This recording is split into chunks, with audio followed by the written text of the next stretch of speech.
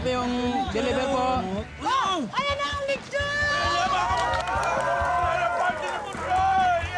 Up! Sandali lang! Excuse me! Selfie muna tayo! Anak, halika anak! Selfie, baka kasya sila. Hindi kasya. Ayun, mukha na silang pamilyang baboy. Kompleto pare. Oh, Mami Baboy, Daddy Baboy, si Butchoy at saka yung kapatid na lechong baboy.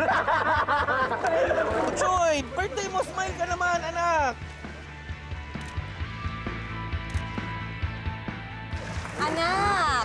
Ayan ha, kaunti lang ang kakainin kasi counted ang calories mo niyan. Kailangan masanay ka ng kumain ng konti para you can become a beauty queen just like your mother! Honey, Yes. ilang calories ba itong iced tea? Honey, nako, mag-water ka na lang. Mas maraming sugar yan. Wag yan. Water lang. Kain na po ng kain! Marami na pong food, ah! Blow na ng birthday cake si Butchoy!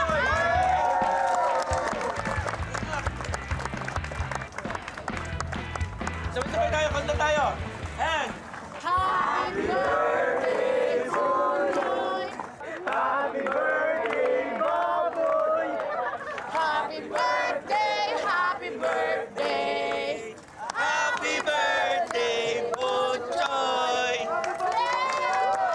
Yay! Go, go, go!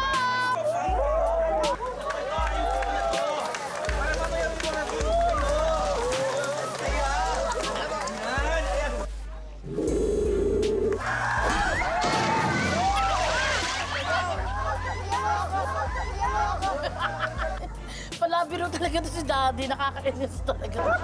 Excited na anak! Excited na mag-swimming si Daddy! Hindi na mag-swimming tayo! Kaya sige. Anak! Bakit ka nakasimangot? Hindi ka ba join kay Daddy para mag-swimming? O sige, kung ayaw mo pa talaga, tara kain na lang tayo.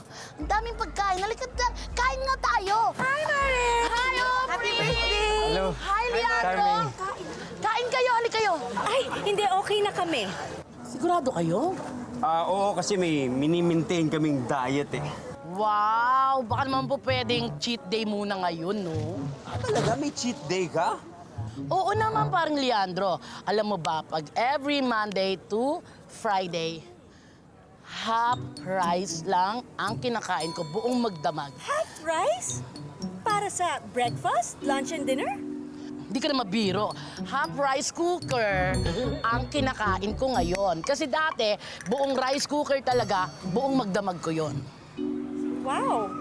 Siyempre, hindi sa amin uso yung diet-diet, no? Kain na tayo, dali na! Oh, ba't parang bad trip ka?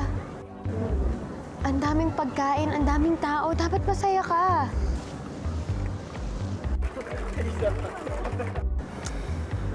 Butchoy, huwag mo silang pansinin. It's your day-to-day. Dapat ini-enjoy mo.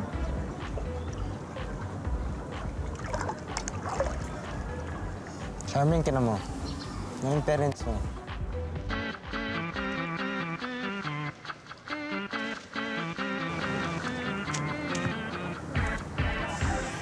Yan. Ganyan naman sila. Pabida. Gustong-gusto nila yan eh. Lahat ng atensyon ng mga tao nasa kanila. Sita lang naman kami dito. Ano ka ba? Di ba meron nga tayong kasabihan? If you have it, flaunt it. Kasi naman sa mga magulang ko, nagtatawa na sila dahil sa itsura nila eh. Paano kung kumain parang wala nang bukas? Butchoy, huwag kang magsalita ng ganyan. Ang cute kaya ng parents mo at mabait pa sila sa'yo, yun yung mahalaga.